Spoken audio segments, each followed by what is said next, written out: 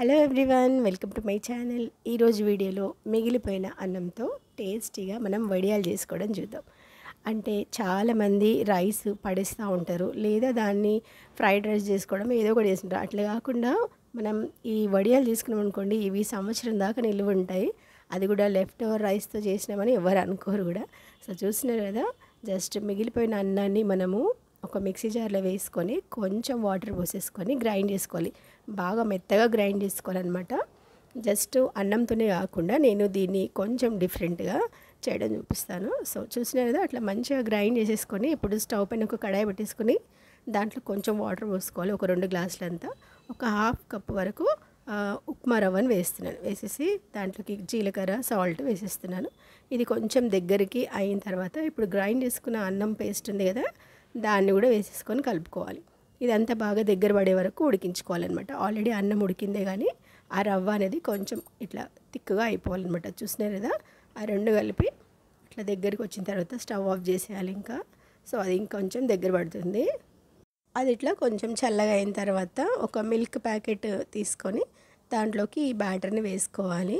So చూసినారు కదా, వేసేసి దాన్ని కట్టేసేయాలి. ఇంకా కట్టేసి చిన్నగా ఒక హోల్ చేసేయాలి దానికి. దీంతో మనం వడియాలు ఈజీగా వేసుకోవచ్చు అనమాట. అది వేడివేడిగా ఉన్నప్పుడు కాకుండా చల్లగా అయిన తర్వాత వేసుకోవాలి. చూసినారు కదా, ఇట్లా ఒక కవర్ కానీ క్లాత్ పైన కానీ ఈ వడియాలని అట్లా మనకి నచ్చిన డిజైన్స్ వేసేసుకోవచ్చు. వీటిని నేను ఇంట్లోనే ఆరబెట్టేసిన అనమాట ఫ్యాన్ గాలికి. సో అంతే, ఇంత సింపుల్గా మిగిలిపోయిన అన్నంతో మనం టేస్టీగా ఈ వడియాలు చేసేసుకోవచ్చు. ఇవి 1 year వరకు నిలువ ఉంటాయి అనమాట. సో ఇంకా ఎప్పుడు అన్నం మిగిలినా కానీ ఇట్లా టేస్టీగా వడియాలు చేసేసేయండి. వేడివేడి అన్నంతో పాటు పప్పు, రసం, దాంతోపాటు ఈ చద్దనంతో చేసిన వడియాలు అనమాట. సో చూసినా కదా, చాలా చాలా టేస్టీగా ఉండే వడియాల రెసిపీ నచ్చితే మీరు కూడా తప్పకుండా ట్రై చేయండి. వీటిని ఇంట్లోనే మంచిగా అట్లా ఆరబెట్టేసిన నేను ఫ్యాన్ గాలికి.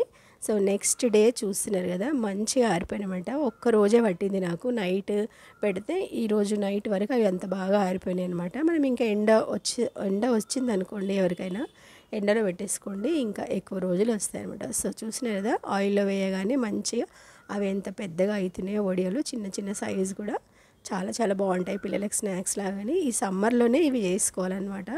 ఏ కాలంలో అయినా చేసుకోవచ్చు అన్నం మిగిలినప్పుడు. సో కొంచెం టైం అనేది ఎక్కువ పడుతుంది అనమాట, అంతే ఆరడానికి. సో చూసినారు కదా, టేస్టీ వడియాల రెసిపీ నచ్చితే మీరు కూడా తప్పకుండా ట్రై చేయండి. అండ్ వీడియో నచ్చితే లైక్ చేసి షేర్ చేసేయండి. Thanks for watching. Bye bye.